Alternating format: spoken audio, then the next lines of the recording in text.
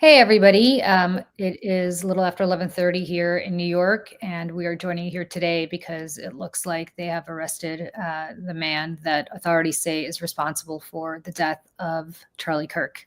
Hi, Michelle. Yeah. Hi. Hi. Uh, We don't know much about this man yet, and I don't want to jump to any conclusions because that's all that I've seen Republicans do. Um, mhm. or I shouldn't say Republicans. That's all I've I seen mean, Americans there's a lot of people. a lot of people do on social media, and a lot of Russian bots and Chinese bots sowing disinformation, as I said a few days ago, and as Spencer Cox, the Utah governor, Republican governor, I want to add, noted last night. I do want to talk a bit about how this moment has accelerated the divisions we have in this country, Mhm. because to me, that's the most frightening part of this. Mhm. I'm going to say this about Charlie Kirk because I think it bears saying, at least on my end. Charlie Kirk stood for everything that I oppose. He was a homophobe, he was a transphobe, he was a misogynist, he was a racist. I don't think that he would necessarily dispute those characterizations if he were with us. Maybe he would dispute how harshly I'm terming him, but just to give you some examples, Charlie Kirk said that gay people should be stoned to death because that's what Leviticus says. Charlie Kirk said that women should focus on staying home and raising their babies, including Taylor Swift, and should get married because they age out in looks after their 20s, and therefore they need to, snag a husband while they're still hot. Um, Somebody who did not get married until my 50s. I strongly disagree with that notion. I had a great time in my 20s, 30s, and 40s working in my career and otherwise living my life. Um, he said that he would not feel comfortable with a black pilot because he would assume that person got their job because of DEI. Mhm. And that is just a taste of what he stood for. Having said that, Michelle, Charlie Kirk was also a husband and he was the father of two little kids who will not remember how he held them, how he hugged them, how he loved them, how he smelled, how he played with them. And that is an immense tragedy. Charlie Kirk should be here today Mhm. to say all of the things that he has said that I disagree with. Mhm. There's no reason on earth why he is not here, and everybody should have the ability to say what they say, no matter how disagreeable we may find it. So, with that out of the way, what I have found to be increasingly psychotic is that even before Charlie Kirk was pronounced dead, people like Elon Musk went on their social media platforms and said that that Democrats did this. Democrats did not do this. It turns out that Tyler Robinson, the alleged shooter, is a registered Republican. Is that right? I mean, that's what I saw and I'm reading. But again, even the Wall Street Journal this morning or yesterday even was posting, or they reported the thing about, oh, the possible transgender Yeah. ideology according to a source. And I'm like, well, what source? And then the whole thing ended up being like something that Steven Crowder, who's like a podcaster, had this thing. Like, and then they like sort of retract it, and then they still mention the sentence in the retracted statement, like in the next article that was written. And actually Sarah Longwell pointed out, she was like, I cannot believe they included the sentence, and it says previous reports say blah blah blah blah blah, that turned out not to be true. Well, it was Like, don't even actually mention it. it was actually a gamer symbol. Apparently, I guess he was a big gamer. I mean, again, we don't know is the point, and the reason we're coming on today Yeah. is not to traffic in conspiracy theories and not to traffic in information about this man that may or may not turn out to be accurate. The only thing to say is that I am deeply, gravely concerned about what this has exposed. And you might ask who benefits from this kind of division and near civil war in our country, right? Because as the Chinese look to the Taiwan Strait and as um, uh, the Russians look west towards Europe, Mhm. you got to wonder, right? While we are sitting here taking our eye off the prize, what happened to Charlie Kirk is a tragedy. It does not merit 24-hour wall to wall coverage from CNN, and MSNBC and Fox and the New York Times and everybody else. It does not merit having CNN, as I saw yesterday, take live footage of his casket being loaded onto the plane, then being loaded from the plane, then arriving. Like, he's not the Pope. And no matter how successful he was incredibly influential. I tremendously envy the organization that he built to try to break like my son powerful, into him. powerful. Powerful man. There can be an argument made that he had a heavy influence on 2016, but I would argue even more so that without Charlie Kirk in 2024, Donald Trump wouldn't have won in a lot of places. Michelle, you were at my house the other day, and we were talking to my 13-year-old. Yeah. He knew exactly who Charlie Kirk was. Exactly. And he said all of his friends knew exactly who Charlie Kirk was. And he told me and Michelle, name by name, of who was mourning Charlie Kirk's death. He's in 8th grade. Which of his little 8th grade friends were mourning Charlie Kirk, which of his 8th grade friends didn't really care, but they all knew who he was. Yep. When I said, how did you know who Charlie Kirk was? He goes, oh my God, he shows up in my YouTube feed all the time. And I said, really? Because I know what my son watches on YouTube, and it is not political at all. And that's the point. Charlie Kirk was incredibly successful in getting into the feeds of kids, not on politics, but on, who are watching. I don't even know what my son watches. Mr. Well, even so, like with me, remember we had a whole conversation about how I had Googled millennial gray because I was trying to learn what millennial gray is. And apparently it's a shade of gray that millennials use, and it's awful and lifeless. And I personally am opposed to it. But I found this whole video about it. This young woman, it's like colorful. She's very attractive. It's well produced. And she's talking about how, we've lost sight of how we can express ourselves in our homes, need color. And then she starts talking about like communist countries and socialist countries and how they don't have color and they have these like structured kind of gray buildings. And I'm like, that's interesting.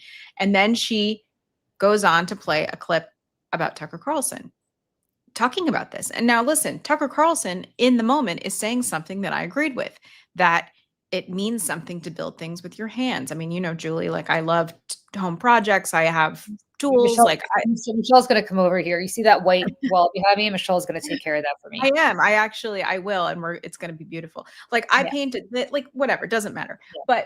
But, it resonated with me. So if I was someone who didn't know, I would be like, oh, he makes a lot of sense. And then I went on to go find out who this woman was. And she's one of the loudest voices at TPUSA. Yeah. And Turning Point USA, right? Yeah. And actually hours before the assassination occurred, she was tweeting out stuff about how we need public executions. So I'm like, what? This is where they're really good. They're very good.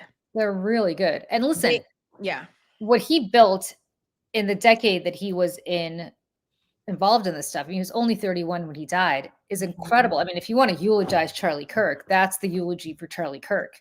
Yes. Is you don't have to agree with him to understand how powerful Turning Point USA was. His conferences were must-attends for presidents, for senators, for members of Congress. He had several a year. They were youth-oriented. He did more than, if you want to know why Gen Z moved to the right, that's Charlie Kirk. I mean, it's Ben Shapiro, but it's really Charlie Kirk. I mean, he's very, and to his credit, he would debate you. He'd debate anybody. He would step away from the mic and he would meet people in person, and he had a little tent that said something like, come debate me. And unfortunately, that's where he died, which is actually a huge tragedy because he was there to debate people. Now, were these debates skewed? I don't think it was in good faith, but but he did, right? He did, which most of these people won't do. And on both sides, by the way. And so, that is the testimony to Charlie Kirk. That is the he was incredibly talented and built something very powerful. Now here's where I take a turn. Is I've been watching a lot of people on legacy mainstream media. I've seen a lot of people in the so-called left opposition, very big voices with large publications behind them, has reclined, And talking about this in a way that I think is really dangerous, because I think that the moment that we start to normalize and this level of martyrdom that is going on, like, let it be known and remembered that Charlie Kirk spoke openly about his disdain for women, and we had no value to him. And this is something he preached to millions and millions and millions of young boys. And that permeates into the consciousness and the behavior that those young boys then bring into their lives and adulthood. Not just women, Black women, immigrants, gay people. I mean, the list goes on. I mean, he was a white supremacist. Like, he talked openly about how Black people were less than. And I will not forget that. None of us should. However,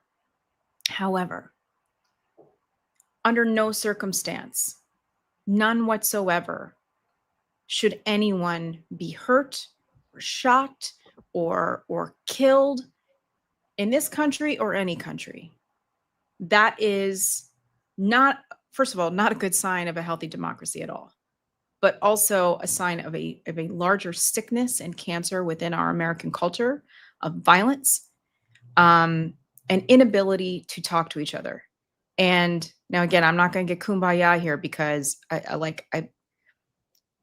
it's hard to mourn someone who thought that your value was less than human being. But as an American citizen, or anybody in America with their feet on American soil, have the right to speak their mind. It is a right. And what's so scary, Michelle, and this is what's coming, folks, and I just want people to understand, because I'm not going to make your weekend by saying this, and I'm sorry, because I know it's a Friday and we all want to kind of relax from this really horrible week. But even before Trump knew who was responsible, within hours of Kirk's death being announced, as this massive manhunt is happening, Donald Trump delivers a screed. That's the only way to describe it, on Truth Social, because of course that has to be monetized for his social media channel. He can't speak to the American people from the Oval Office like a normal human being. And he says that the left has engaged in political violence, and that he is going to go after anybody who engages in political violence and the organizations that fund them. So understand what this is.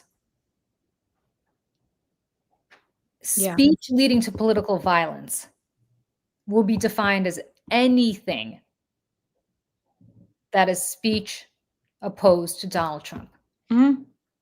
And that means that he's going to go to the court and he's going to say, look, Julie and Michelle are sitting here talking about how awful I am. And that's putting me in danger, because people listen to them. Look at all the people they have in the chat right now. People are listening to them. And maybe somebody here is going to do something because Julie and Michelle are saying they don't like me. And this is akin to yelling fire in a crowded theater. And justices, this is not legal. And this Supreme Court just may allow him to curtail the First Amendment. I absolutely, listen, there's not a doubt in my mind. So and that, my friends, is totalitarianism. We're not even jumping from a democracy to authoritarianism. That's Russia. That's totalitarianism. And if you are of a certain persuasion, of which Donald Trump is the leader, Charlie Kirk's death is a tragedy, but there's that famous line, out of every crisis, there is an opportunity. Absolutely. This is an opportunity for them. This is an opportunity for them to shut us down, which is why they immediately, and I mean immediately, rushed to Twitter and every other social media channel they had before the body was even cold, before we knew who the assassin was, to blame this on liberals, on all of us, on our speech, in order to shut us down. How much longer we're going to be able to do this, Michelle, before we get the knock on the door, I don't know. We're going to do it until we get that knock on the door, maybe even after. Mm-hmm. But the point is, that is what's coming. And I don't want to say this lightly. And that's why we wanted to come on today and talk about this, because while stupid CNN is following the hearse from Air Force Two, from it being loaded and unloaded, what nobody's talking about is this. And while MSNBC is firing contributors for telling the truth. Yeah, I didn't really think that anything listen, however anybody feels about Matthews out as person is like their business, but like I didn't think anything was that terrible. I mean, I just didn't. Am I wrong here? No, he didn't say anything that's even remotely controversial. I mean, he said what was true, that he was an incredibly controversial person who offended a lot of people. So this is what's happening in corporate media. This is like, you've got one station firing people for saying something remotely critical of Charlie Kirk, even though, I'm sorry, Charlie Kirk never apologized for saying anything remotely critical about any of us, whether we're women or gay people or Black people or like, Latinos, or Julie, when Nancy Pelosi's husband was attacked in their home, that perpetrator was arrested. First of all, there was a rumor/lie that was being spread within MAGA, disinformation, that it was Paul Pelosi's gay lover. And there was this whole joke, and Don Jr., posted this photo of like white underpants and a hammer, because for anybody who maybe doesn't know this, is that he was attacked with a hammer. And then Charlie Kirk went on his show and he told people that somebody with money should go and bail this guy out, because he didn't, essentially praising the act, and that he should be out of jail. And nobody apologized for it. Nobody. No, they never do. And that's the thing. It's like, I feel like I'm taking crazy pills, Julie, because like every time, it's not okay to do this on either side. And I'm not both sidesing this. However, I feel like when these things happen, for instance, the 2 lawmakers in Minnesota that were killed in their homes by an extremist who had lots of other plans to take out more people. Donald Trump is asked on Air Force One if he's going to call the families, and he said it would be a waste of his time. Yeah. And nothing. I mean, I'm sorry. Fox was dedicated to making fun of the Pelosi attack. Yes. Anybody there get fired? No. And it's the business model. I mean, this is the thing that I feel like I'm, and then they all the finger wagging at our side, not to mention coming from the inside, like the Ezra Kleins, all these people finger wagging at us. I'm like, the virtue signaling, please, I'm sorry, but like, spare me. Yeah. Spare me. These guys are going to be virtue signaling into the concentration camp. This is what I'm saying. I'm like, they'll be putting cattle cars, and they'll still be virtue signaling and both sidesing it. That's what I mean. I mean, I was so, Michelle, I texted you. I was so angry watching CNN yesterday. JD, and then, this hagiography, JD Vance would not have been, like, what are we talking about here? This guy was a very powerful, very influential podcaster and organizer. Yes. Remember when they made fun of Barack Obama for being an organizer? Well, that's what Charlie Kirk was. He was very good at it. Yeah. Listen, if he hadn't passed away, if he hadn't been assassinated the other day, I think he could have been would have been president of the United States in the next 15 years. Yeah. Hands down. Absolutely. 100%. But the point is, he gets now a state funeral is what Nancy Mace has put out there. That she wants him to lie. Yeah, please. From our friend over at, I never know if it's OAF Nation, OAF Nation, whatever. Representative Nancy Mace will introduce a resolution to have Charlie Kirk lie in state in the U.S. Capitol Rotunda, which is an honor reserved for U.S. presidents, generals, and national heroes. And when this happened, by the way, when all this happened with Charlie Kirk and everything, I was over at Julie's house. We were working on stuff for May Day, and we were like, trying to get stuff done. I think we were 30, 40 minutes into our coming together that this happened. And towards the end of the night, when we, your husband poured me a scotch, God bless. You got a heavy pour too. Very heavy pour. I was like, on my way home. I think I said something like, just wait. They're going to have him lie in state. Like, it's going to happen. No one's going to vote against this. In vino veritas, Michelle, as the Latins would say. in wine there is truth. You always think, or to quote, what's his name from Game of Thrones? I drink and therefore I know. You're so right. Yeah, you're so right. And, what you are saying is absolutely right. Our side's not going to vote no against this. So now you're going to be forcing Black legislators, female legislators, gay legislators to vote to honor somebody, dishonor them on a daily basis. Constantly. On a daily basis. And if I hear any, like, again, this is where I'm like, well, it was his job. He was just, because I've heard this, like that was Charlie Kirk doing his job. And I'm like, okay, Charlie Kirk was his job. He was the job was him. He was 18 years old. He dropped out of college and he decided to do this. And listen, again, to the point that we were making in the beginning, it's an incredible, powerful, organizing, thing that TPUSA is. I would say probably more powerful than any sort of CPAC or anything like that. It was the youth version of MAGA and CPAC where people actually had fun. And I mean, these people, I don't think I would have fun, but these people had a great time. And he made it cool to be a Republican. That's exactly right. He made it cool to be a Republican. That's exactly what it was. But listen. Okay, just really quick.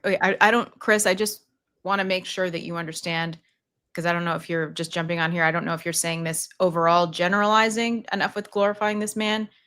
If you're saying this to us, I just want to be clear here that is not what is happening. So I just want to be. I don't know if you've been listening the last half hour, but we're not glorifying him. Yeah, no.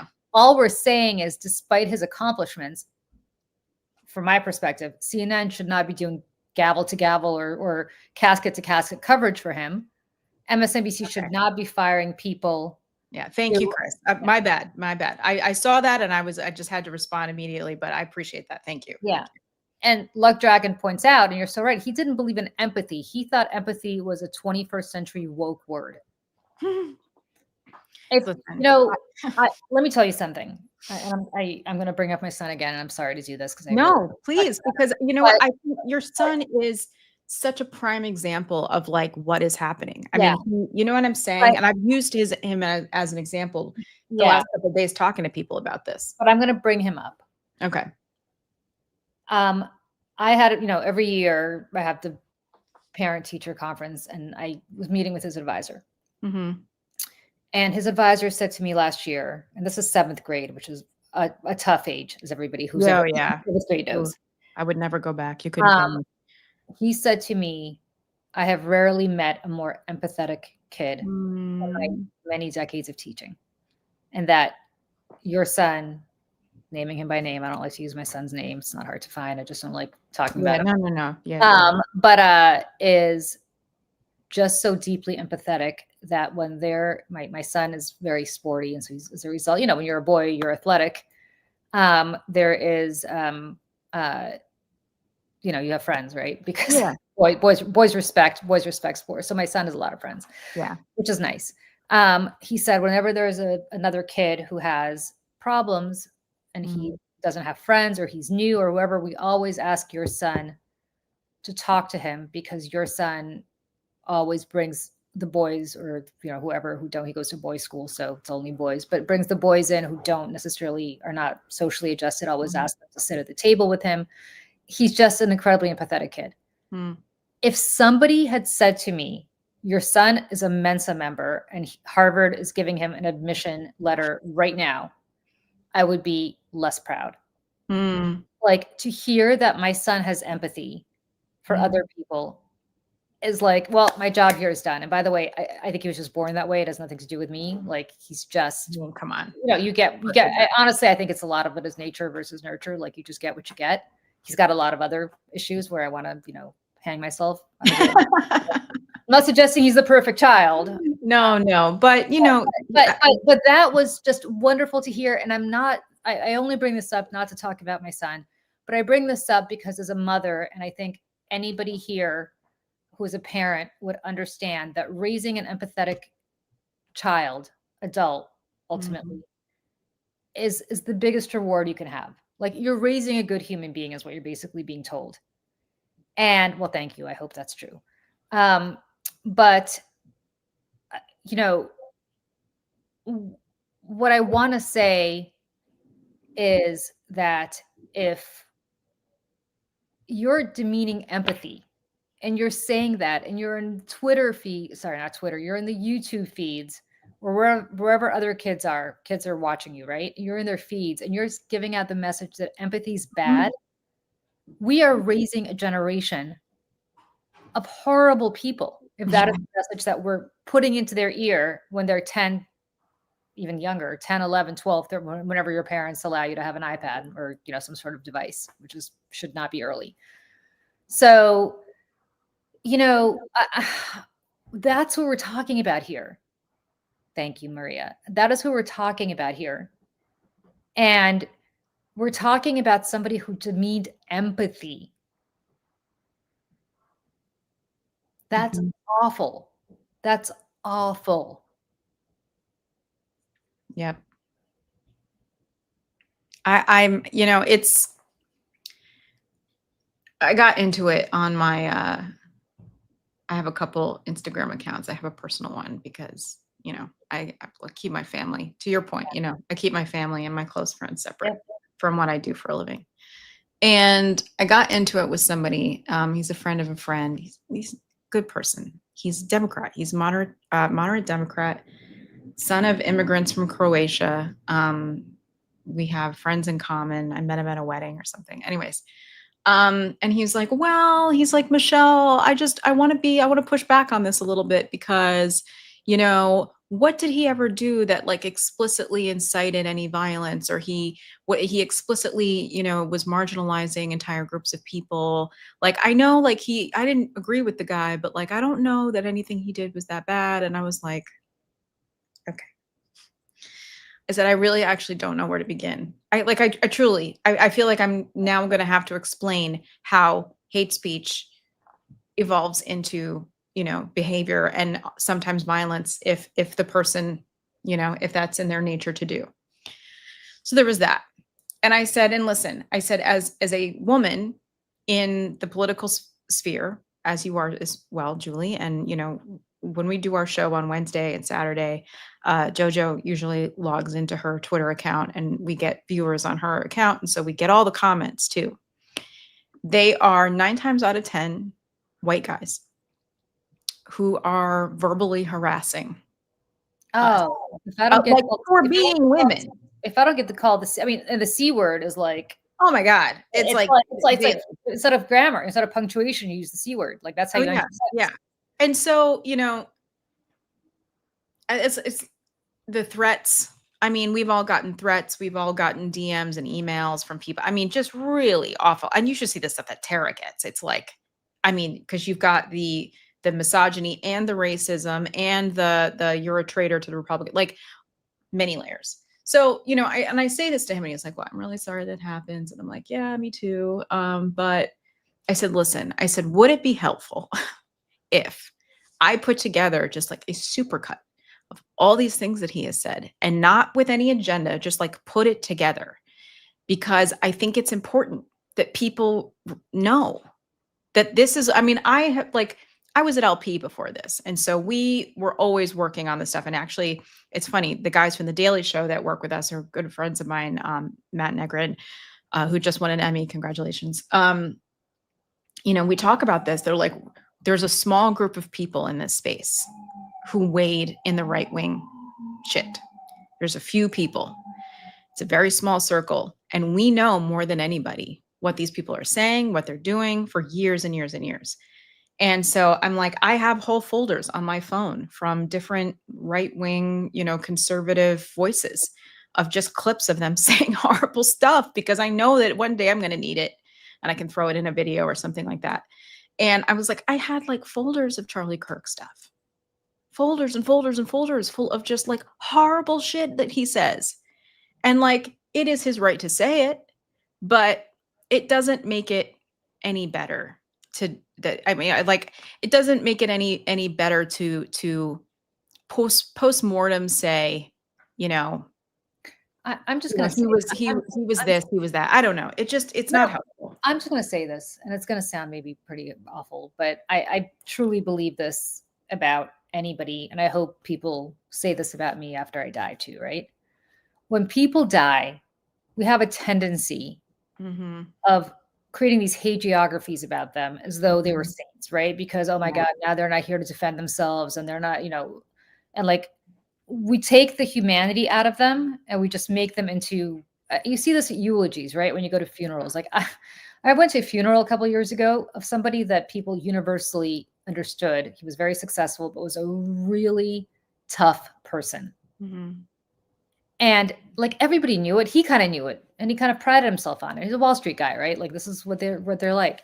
Oh yeah. And like the stuff at the funeral was like, oh, so and so. And they're like almost searching. They're like, I think one day back in 2001, he might have like fed a stray cat. Like they're literally looking for like, and I'm sitting here thinking, why don't we just talk about this person the way he was? Like he was a complicated man with a complicated legacy who created complicated problems for people and then also solved some of them. Right. Like everybody's black. It's not black and white. Right. People don't immediately just automatically become saints. Like there isn't like an automatic sainthood that just because you leave this earth.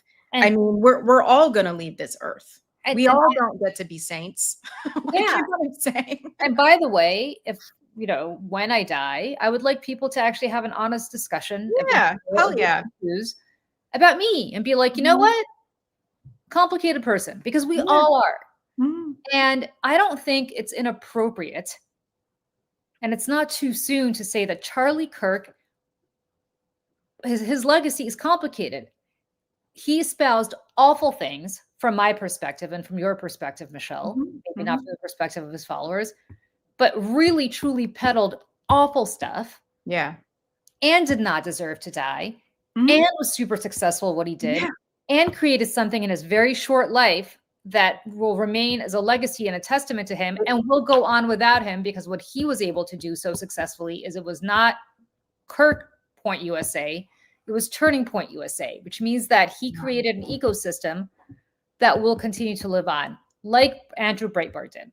Yep. Oh, absolutely. And that's so, a really good example. Yeah. And so that's all to the good. That's all to the good, but you can't ignore the fact that this man was not a great human being, and having him lie and state like he's fucking Thurgood Marshall. Sorry, Dad. When he said awful things about the very people who will be having to vote on this resolution is awful.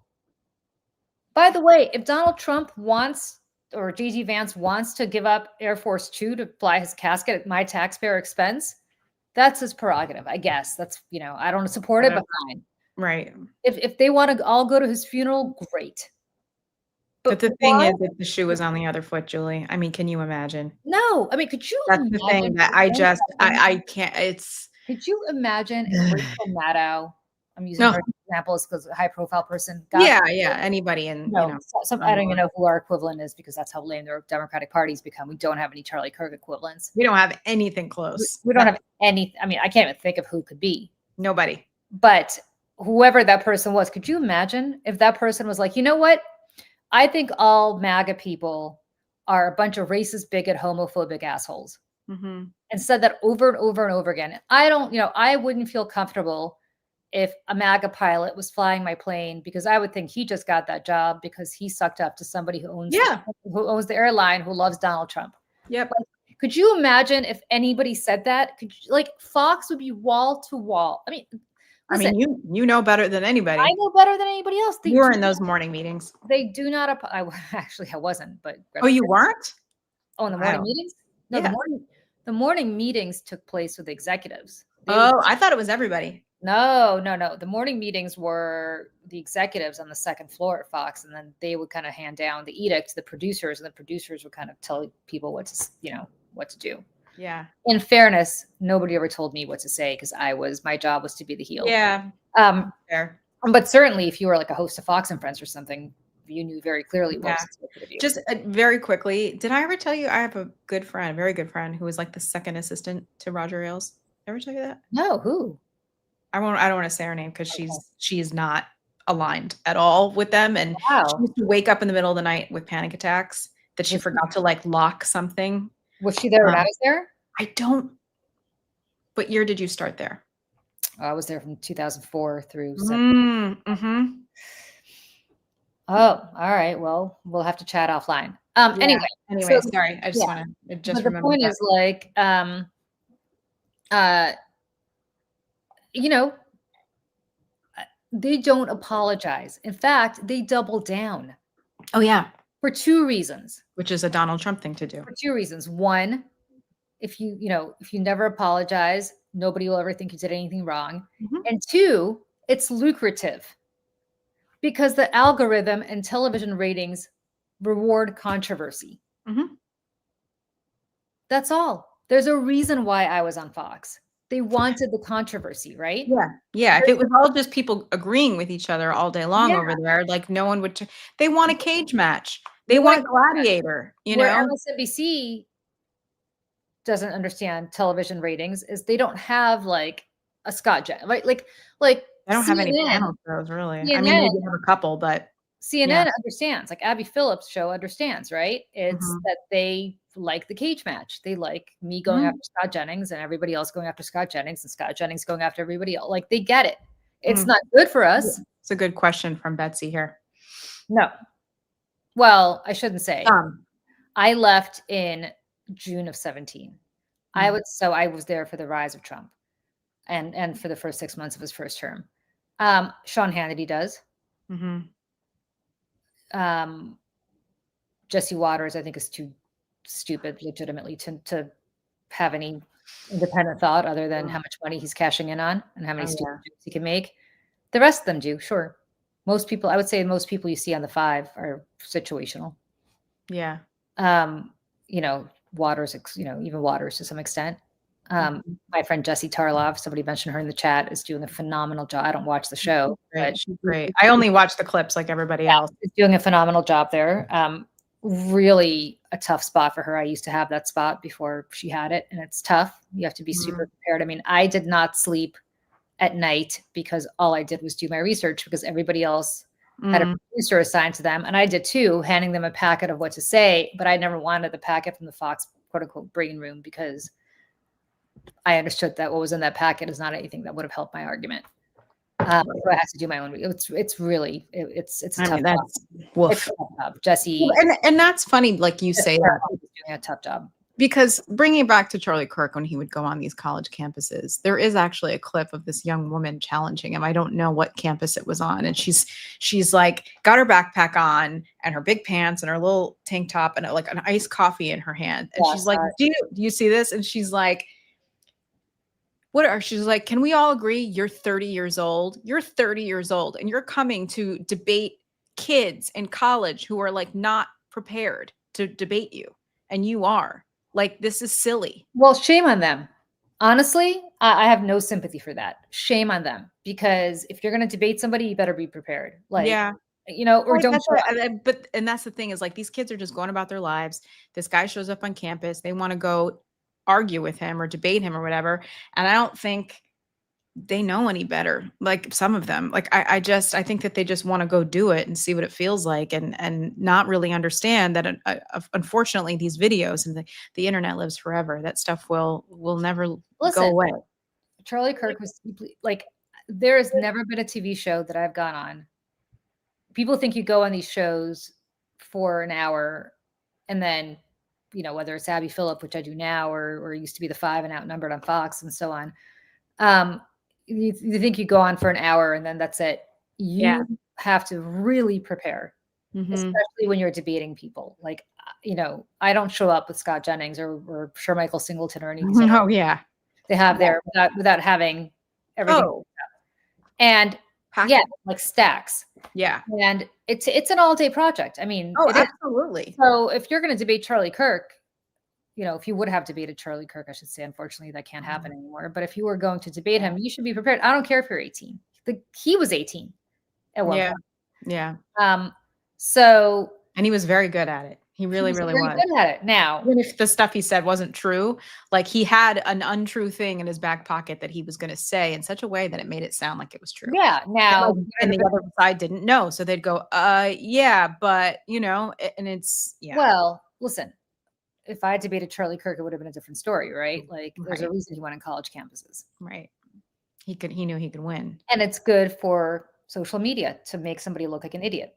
Mm-hmm. And also to say to his base and to rile up more young people to be like, see, look at these people on your college campuses. And again, like, this is why he was pushing people, don't go to college.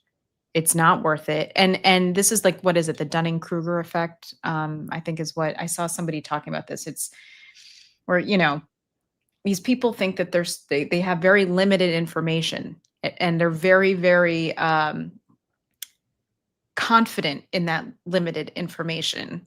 And that's kind of how I see Charlie Kirk, is like, he had this kind of limited experience in college or as a young man. And like, he just went out into the world with this small worldview, and was able to rile up millions of people. I mean, even recently, I just want to play this. This was just a couple months ago. He's talking at a conference or some sort of convention with very, very young women, girls.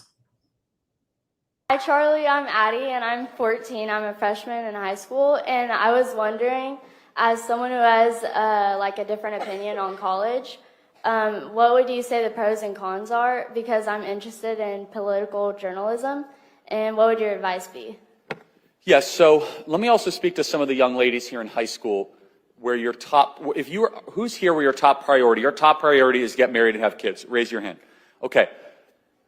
Interestingly, I think there is an argument to bring back the MRS degree. And no, seriously. And just be clear, that's why you're going to college, right? Don't lie to yourself, I'm studying sociology. No, you're not. We know why you're here. And that's okay, actually. And that's a really good reason to go to college, actually, especially an SEC school. Like, you will find a husband if you have the intent to find a husband at Ole Miss. Like, it's just going to happen, okay? Or wherever. Yeah, there you go, see? Or at University of Alabama. But there you go. But I always laugh because, and by the way, we should bring back the celebration of the MRS degree, which is, no, serious. I mean, if you think about it, like, I say college is a scam, but if you're going to find your life partner, like, that's actually a really good reason to go to college. You have a bunch of people that are single, they're at the prime of their, let's just say attractiveness. The dating pool is as robust as you'll ever find, and they all live together over a 4-year period. I mean, you get the point. But, and this is why I always say, I often say rather, that, the elder millennials, and Gen Xers, as women, we are the first group of women to ever be given a chance. And we're the first ones from when we were born to when we became adults, we're able to have financial freedom, to be financially independent, to get an education, and to be told that you can do the things that you want to do, and you can reach your dreams, and you can do these things just like the boys do. And what does it say that when this happens, when this first group of women become adults and enter the workforce, and start becoming financially independent and look around and say, I don't need this shit, I'm going to do this by myself, that you have an influx and surge of like a Charlie Kirk type mindset that says, oh, no, you don't, ladies. Oh, no, you don't. You're going to go back where you belong. And, this is who Charlie Kirk was, and it really makes me very concerned and worried for the women, the younger women coming up after us, the kind of dating pool and the colleagues that they're going to have to work with. Because I know there was a poll that came out recently, and I think we shared it in our group chat, where they polled young women and young men and like their top priorities in life, and like having kids and like getting married and all that was number one for young men. And for young women, it was get an education, get a job. And having children was the very, very last thing. Well, because having children in this country is all on the women. Yeah. It just is. I don't care how wealthy you are or how poor you are. It falls on you. I don't care if you have 27 nannies. Yep. It still falls on you. Yep. As a matter of fact, I was talking to somebody, Michelle, yesterday. I had to go to this reception who is quite wealthy. Mm. And I asked her, I hadn't seen her in a while. So I said, how's your summer? She said, oh, good. She goes, I was out east, which is New York code for out in the Hamptons. And they have a house out there. And I said, how was it? And she said, oh, I was basically a chauffeur. I had to take the kids, one kid to swim and the other kid to baseball, whatever they were doing. And it was really tough. And I said, oh God, that sounds awful. You had to chauffeur them all, all the day long. She goes, yes, of course I had help, but still it was basically all on me. So the reality is it doesn't matter how much help you have. I'm not suggesting help's not helpful, because believe me, I wish I had it. Right. But it doesn't matter. This woman was still basically saying that the entire summer was basically on her with the kids, while the husband was, back in the city during the week working. And a lot of it's like the emotional and mental labor as well. I mean, the planning, the calendars, like the dentist appointments, the doctor's appointments, the medications, like all the stuff. And not to say that, there's a lot of great dads and husbands and stuff, but like it's just happens anyways. And I want to say one thing, because we do have to go. Yeah. I've had this for a while, but I do want to say one thing. At the same time that Charlie Kirk was murdered, there was a school shooting in Colorado. And you might not know about that, or maybe you do, because there's a school shooting virtually every day in this country. And what we as parents do is we look at those school shootings and we say, there, but for the grace of God, go I. And then you turn off the TV really quickly because you're almost afraid of having it kind of splash on you, and you just move on. You don't think about it. But it happens every day. And those kids at Sandy Hook, those kids at Columbine back in 1999. I was junior in high school. Those kids in Florida at that horrible school shooting. Parkland. I know I have to narrow down which Florida school shooting it was. Honestly. None of those kids and the hundreds of others who witnessed and have been injured and have died in school shootings in this country have ever gotten a ride in Air Force Two, or lied in state in their state capitol, their town hall, never mind in Congress. Nobody had a manhunt for their killer the way we had a manhunt here. CNN did not go wall to wall coverage. Yeah. And I want to just leave people with that, because we have lowered flags right now. We have a man who's going to lie in state. Oh yeah, that's going to happen for sure. We have a media that is obsessed because it's one of them, because they're all worried it's going to be them next. Well, that's the other part of this. Like, and listen, we're all afraid to an extent. I mean, like fearful for our safety, anybody who speaks out. But listen, everybody on all the side there, everyone's freaked out. Members of Congress is being reported. They're all terrified. Rightly so. They actually don't have security. I don't know if people know this. They have security. They have to pay for it themselves. It's awful. So, yeah. And the last thing I'll say, because we do have to go, is that yesterday was September 11th. And Julie and I are both New Yorkers. Julie was in Washington, D.C. on that day, experienced a lot of what happened there. She was working in the Senate. I was a few hours away from New York. I was in college, but I moved to New York very shortly after that. And I feel like it's just been part of being a person and living in these places. And this was the cover of the New York Post yesterday. Never forget, all up in the right corner there. Yep. And I think, and a lot of people have said this on TV and other places, is that if something, God forbid, were to happen like this again, not only could we not trust our government and what they're telling us, but we certainly would not come together and help each other and love each other as neighbors and fellow Americans the way we did that day and the days that followed. So I just do want to pay homage to the first responders and survivors who continue to struggle with cancer and respiratory diseases. There are more people who have died since September 11th due to September 11th than died on that day. And we cannot abandon them in this country either. So I just want to say that because I think it is really important. And Julie, thank you so much for coming on and doing this today. We wanted to give this a moment to breathe before we said anything. But this was a really great conversation, and it felt good to talk. And I hope everybody else got something out of this too. So Thanks, everybody. Bye, Michelle. bye.